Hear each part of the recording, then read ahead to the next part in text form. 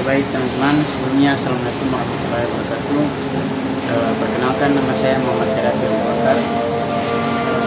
Saya akan mempresentasikan tugas kewirausahaan pertemuan ke-10, yaitu tentang pengelolaan usaha dan strategi pemasaran. Dalam pengelolaan usaha dan strategi pemasaran ini terdapat 5 pokok pembahasan utama, yaitu yang pertama pengelolaan usaha, yang kedua pengelolaan keuangan, yang ketiga strategi pemasaran, yang keempat harga, yang kelima produk, dan yang terakhir adalah promosi. Mungkin saya akan langsung ke pembahasan yang pertama, yaitu pengelolaan usaha.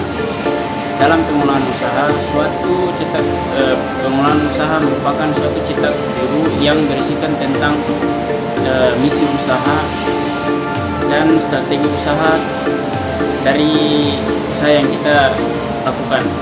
Ada 2 fungsi penting dalam pengelolaan usaha, yaitu yang pertama sebagai pedoman untuk mencapai keberhasilan manajemen pengelolaan keuangan.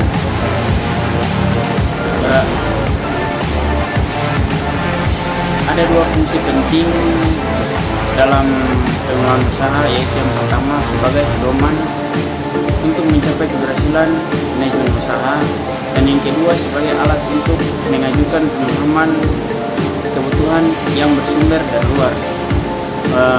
Pengelolaan usaha. Yang kedua adalah pengelolaan keuangan.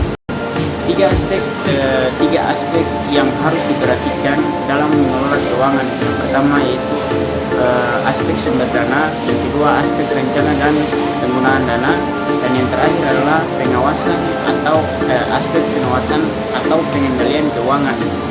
Sumber-sumber keuangan perusahaan, yang pertama dana yang berasal dari perusahaan itu sendiri, yang kedua dana dari teman atau keluarga yang menanamkan modal, yang ketiga dana dari pinjaman, dan yang terakhir adalah dana dari dan beberapa jenis promosi lainnya.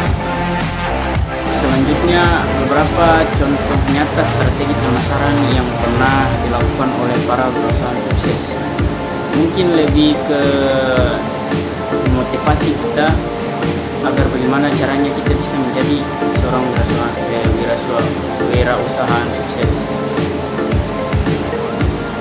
Yang pertama, mencari pasar khusus yang belum tergarap. Maksudnya, jika kita ingin berwirausaha, jika kita ingin membangun sebuah usaha, kita harus mencari peluang mana yang harus kita ambil, di mana potensi lokasi apakah yang harus kita tempuh, di mana potensi wirausaha yang paling bagus untuk kita geluti. Yang kedua, mencari pasar peka terhadap tren baru dan berani memulai. Artinya, kita jangan menunggu sesuatu yang sudah dilakukan orang lalu kita menirunya, itu tidak terlalu efisien. Sebaiknya kita mencari sesuatu yang baru dan kita tawarkan kepada masyarakat. Yang ketiga, lakukan. Kenapa harus lakukan?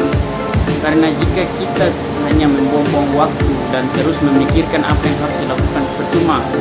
Langkah seorang wirausaha adalah yang pertama, dia harus memulainya. Yang keempat, hindari kata-kata yang mematahkan semangat. Artinya, seorang wirausaha harus mempunyai semangat yang tinggi akan kesuksesan yang dia raih. Referensinya, kita bisa belajar dari beberapa pengusaha sukses seperti Tanuwijaya, pemilik Tokopedia, terus Ahmad Zaki, pemilik Bukalapak, dan Ferry Unati, pemilik Traveloka. Mereka adalah beberapa pengusaha sukses di Indonesia yang mempunyai penghasilan ratusan juta per bulannya.